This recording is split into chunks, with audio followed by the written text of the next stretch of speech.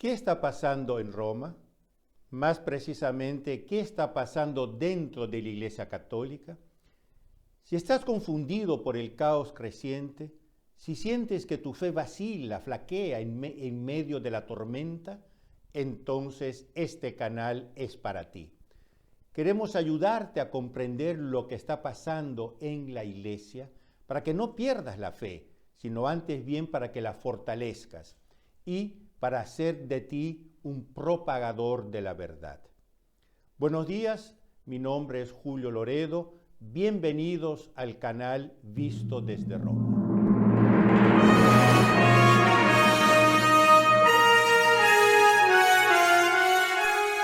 Una bienvenida especial a quienes se inscribieron la semana pasada.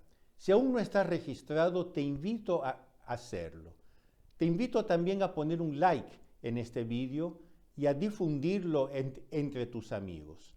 Ayúdame, por favor, a informar la mayor cantidad de personas posible sobre lo que está pasando en la Iglesia. Antiguamente se decía en latín, Roma locuta, causa finita. Quiere decir, Roma ha hablado, la causa está cerrada. Cuando Roma, es decir, el Vaticano, se pronunciaba sobre un tema teológico, moral o incluso disciplinar, ya no se discutía, el caso estaba encerrado. Por supuesto que esto se podía prestar a ciertas exageraciones, pero demostraba la obediencia de los fieles católicos a la sede de Pedro. Por otra parte, los católicos no la aplicaban indiscriminadamente a todos los temas, por ejemplo, sobre el clima o la política, sino solo aquellos temas relacionados con la fe y la moral y dentro de los límites definidos por el propio magisterio de la Iglesia. No existía lo que hoy se llama en manera despectiva papolatría. La frase Roma locuta, causa finita reflejaba bien el inmenso crédito que se debía al sumo pontífice, según la promesa de asistencia divina que hizo nuestro Señor Jesucristo a San Pedro. Un crédito que se extendía orgánicamente a sus colaboradores en la curia romana. Pues bien, en los últimos años parece que este crédito se ha ido agotando en amplios sectores de la Iglesia y que ahora está casi en peligro de desaparecer en algunos sectores. ¿Por qué? Entre otras razones, porque cada vez son más los documentos de la Santa Sede que dividen el mundo católico entre los que los aceptan y quienes se encuentran en ellos, sino errores, al menos ambigüedades y confusión. Y entre estos últimos encontramos incluso cardenales, obispos y grandes teólogos. Esto es un hecho. Sucedió, por ejemplo, con la encíclica Laudato Si', sucedió con la exhortación apostólica Amoris Laetitia, sucedió con la declaración interreligiosa de Abu Dhabi, sucedió más recientemente con la declaración Fiducia Supplicans. Cierto, en todos estos casos Roma se apresuraba a aclarar el verdadero sentido de estos documentos. La paradoja es que con cada aclaración de Roma aumentaba la perplejidad, la confusión y el sentimiento de desviación de lo que la Iglesia ha siempre creído, basándose en las Escrituras y en la tradición.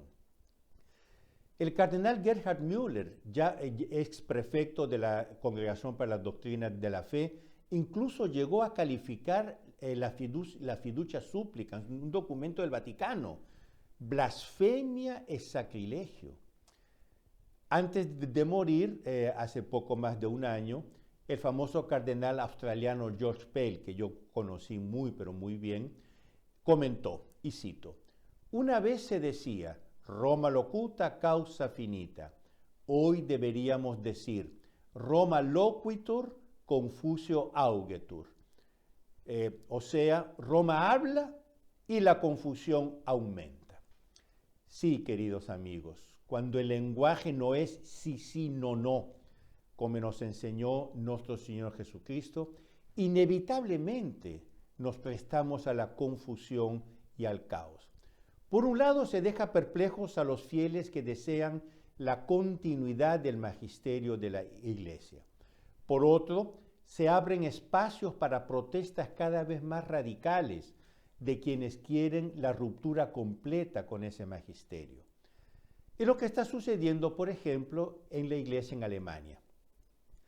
Con el pretexto de los abusos sexuales en el clero, los obispos progresistas alemanes, que desgraciadamente es la mayoría, la casi totalidad, lanzaron en el 2020 el llamado Synodaler Weg, quiere decir el camino sinodal, para pedir cambios radicales en la estructura divina de la Iglesia y en su magisterio moral, para hacerla, decían ellos, más digerible para la sociedad contemporánea. En otras palabras, una conversión al mundo en lugar de la conversión del mundo. Roma llamó varias veces la atención sobre estas propuestas revolucionarias, pero nunca intervino con la fuerza y la determinación que utilizaba en situaciones de signo contrario. Los obispos progresistas alemanes tuvieron así mucho margen para jugar con la ambigüedad.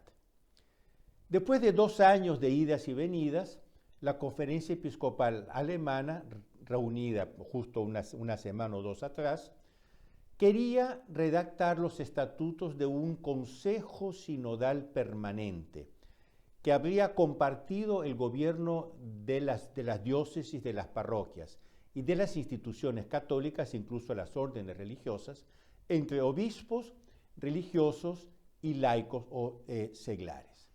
En definitiva, un programa de democratización de la Iglesia que se opone directamente al orden jerárquico establecido por nuestro Señor Jesucristo. De otra parte, esto habría dejado la Iglesia en manos a las minorías laicas radicales.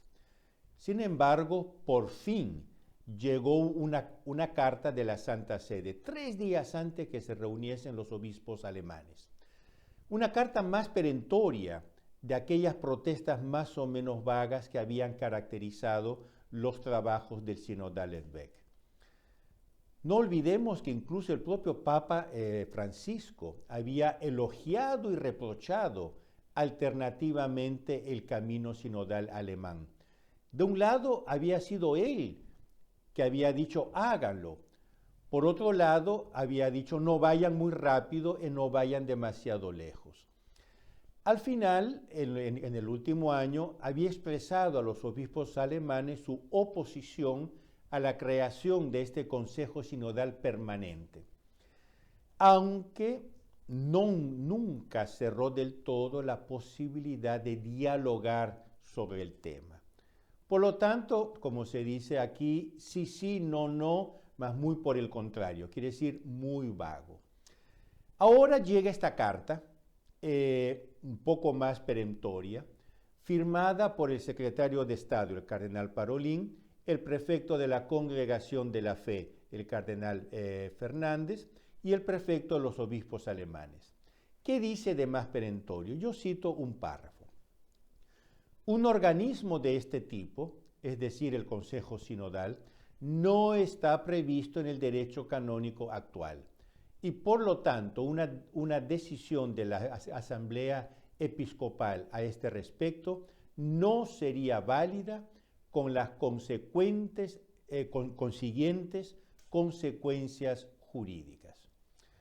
Una postura mucho más fuerte que las otras porque alude a medidas legales concretas que suenan como una posible declaración sobre la situación cismática en que se encontraría la Iglesia en Alemania si se estableciera el tal Consejo Sinodal. El destinatario primero de la carta es Monseñor Georg Betzing, presidente de los obispos alemanes, que se vio obligado a frenar, afirmando: yo tomo muy en serio la carta romana. Sin embargo, dijo, no nos rendimos, reiteramos que buscaremos una fórmula adecuada para establecer el tal Consejo Sinodal conforme al derecho canónico. ¿Pero qué quiere Monseñor Betzing, muy conocido por sus ansias reformistas? ¿Quiere un cambio en el derecho canónico? ¿Quiere un cambio en el magisterio de la Iglesia? De otro lado, se han levantado inmediatamente grupos de laicos, grupos radicales de laicos, muy bien organizados en Alemania, muy bien financiados, mas de ninguna manera representativos de la mayoría de los fieles en Alemania. Pues bien, estos grupos radicales laicos están invitando a los obispos alemanes a no obedecer a Roma, quisiera romper con Roma. Les leo algunas de las frases sacadas de los comunicados de prensa de estos grupos. 1. El Papa habla de sinodalidad, pero luego Roma aplasta cualquier intento real de hacerlo. Otro. La intervención distorsionada y unilateral de Roma hace aún más evidente la necesidad de procesos sinodales. No hay otra salida a la Iglesia que practica abusos espirituales y sexuales sistémicos. Otro grupo dice, no hay alternativa a la reforma. Y otro grupo dice, el Vaticano ya no cree en la voz del Espíritu Santo que se manifiesta en nosotros. Se manifiesta en nosotros. Todo esto aderezado con la promesa que nunca se rendirán. De hecho, todos estos grupos están atizando a los obispos a romper con Roma y a no rendirse frente a Roma. Y yo me pregunto, queridos amigos, ¿pero esto es realmente la Iglesia Católica o estamos asistiendo a una nueva revolución luterana? En vista de esto, el cardenal Müller, que es alemán, pidió a la Santa Sede que envíe lo antes posible visitadores apostólicos para ver lo que realmente sucede en las diócesis alemanas, mientras que el nuncio apostólico en Berlín pidió a los obispos que cambien de rumbo inmediatamente. En conclusión, abrir procesos sin anclarlos en la fidelidad al Evangelio y al magisterio perenne equivale a abrir cajas de Pandora, de donde puede salir todo tipo de espíritu maligno. Y después intentar tapar estas cajas de Pandora podría resultar una operación imposible. ¿Cómo terminará todo esto? ¿Conseguirá el Papa Francisco a cerrar una caja de Pandora que él mismo ayudó a abrir? El tiempo lo dirá. Yo cierro con una cita de Cicerón. Alios ego vidiventos, alias propexi animo procellas. He visto otros vientos, he afrontado otras tempestades. Desde lo alto de sus 2000 años de historia, la Iglesia podría decir orgullosa y tranquila, en medio de las tormentas que hoy pasa. He visto otros vientos, he afrontado otras tormentas. La Iglesia, queridos amigos, ha luchado ya en otras tierras con adversarios de otras razas y seguirá enfrentando hasta el fin de los tiempos problemas y enemigos bien diversos de los de hoy. Y saldrá siempre victoriosa porque tiene la promesa divina que las puertas del infierno no prevalecerán contra ella. Queridos amigos, yo acabo por aquí. No olviden de darle un like a este video y compartirlo con sus amigos. Por favor, ayúdenme a hacer crecer este canal para que un mayor número de personas puedan estar informadas sobre lo que sucede en Roma. Nos vemos la próxima semana, siempre aquí en el canal Visto desde Roma. Arrivederci.